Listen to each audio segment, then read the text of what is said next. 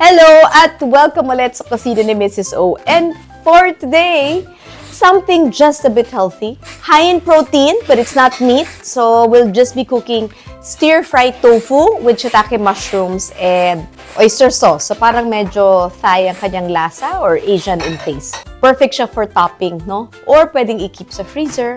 Pwedeng i-mix with rice as a rice topping or pwedeng side dish. So very simple lang siya. I will just have to come closer. So first is, you have to buy the firm tofu, hindi silken tofu. So firm, okay? Kasi mahihirapan tayong i-fry siya. We're gonna deep fat fry it. So let me just wipe it. Yan, para ma-absorb it. So yeah, that's the trick to this. So we have to deep fat fry it. Actually, this tofu is very versatile. You can even use it for sisig. So, medyo malaki.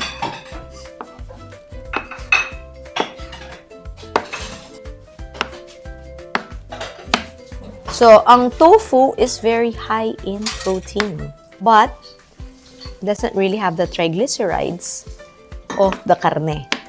So, which is a healthier option for protein. The only difference is, if you cook tofu, kung may sakit tayo sa uric acid, yun. Doon medyo nagkakatalo. So, here. So, bibilisan ko na ha, 2 hands. I'm just gonna coat it. Lalagyan ng seasoning. So, all the seasoning of this one will be with the sauce, no? With the shiitake mushrooms. It can keep well in the ref. Kasi next week, babalik na ako sa work eh. Kaya kailangan marami akong luto na ngayon sa ref.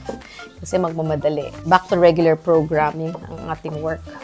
Yes, I work. This is not a full-time job. So, I won't forget my recipes. Once you deep fat fry it, lalagyan natin siya dyan. Hintay lang natin siyang uminit, no? So, actually, this recipe, the tofu, was in my restaurant before, in Greenbelt 3. This is one of those dishes na parating in-order before. Yan. After so many years, I'm cooking it again. So, that was circa 206. You know, at the time when we were making this recipe, wala pa nga masyadong tofu available. Wala man lang online. Limited pa. What we're doing is, we are just creating a crust around the tofu to make sure it's crispy. So, we're making that cornstarch crust para kumapit talaga yung sauce. So, hindi talaga siya magba-brown. Brown kasi cornstarch yan, hindi naman yan flour. It will just be lightly brown. Ayan. Look at that. Ayan. Spring oil, thank you. Malalaman mo naman eh, when you touch it, it's a little bit hard. Oh, it's hard. So, I'm gonna be using the same pan. Ito, ayan o, konti na lang to. So, para isi-scrape ko yung ilalim, malagyan ko ng tubig. Filtered water. Ayan, press mo lang yan. Ayan. Para sa ganun, ma-absorb talaga, hindi sayang. Magti-thicken to eh. Kasi nga, may cornstarch, di ba? Yan. We're just waiting for it to be crispy. This one, I'm gonna be adding cilantro. Pero, if you have basil, you can do that also. It will be good. Like this. Don't do it at home without supervision. Tinatanggal ko lang yung mga cornstarch. Sayang. Careful. Using the same pan, I will use the same oil.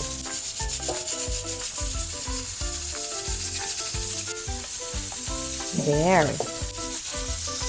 Lots of garlic. And we will get the flavor from our mushrooms. There you go. And saute. And then just some pepper. Pwedeng white, pwedeng black, whatever color you want. And then, there you go. Actually, ang tokwa, di ba, is very affordable naman. Hindi pa masyadong mahal. So, this is another good source of protein na pwedeng lutuin sa family.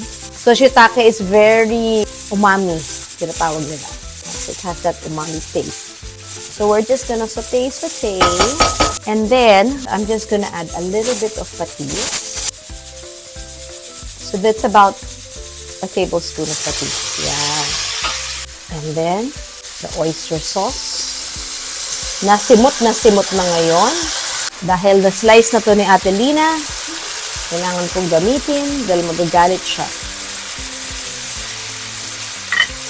And sugar. A little bit of sugar. Yan.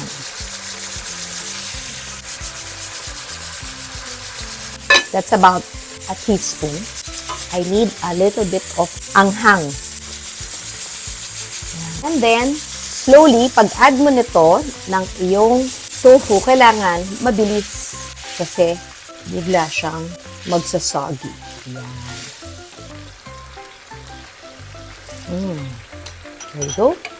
Actually, for some reason, maybe unconsciously, ginagawa ko yun na every time I cook vegetables, I make sure that the plating is really nice. Para naman feeling nila in effort, di ba?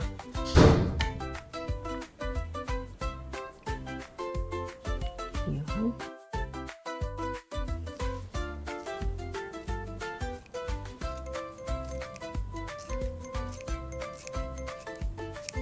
And then, of course, kailangan pilitin natin lahat ng mga bagay-bagay na binigay sa atin ng Pasko, di ba?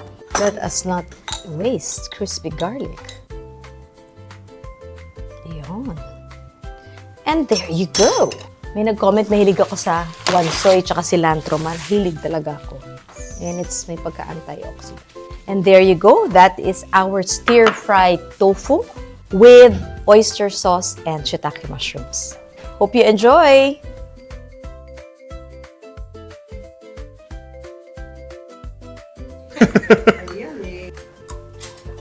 Perfect pagka vegan ka. Masarap may cilantro tsaka dinagdagan mo ng Garlic. Crispy kasi yung tofu. Sarap.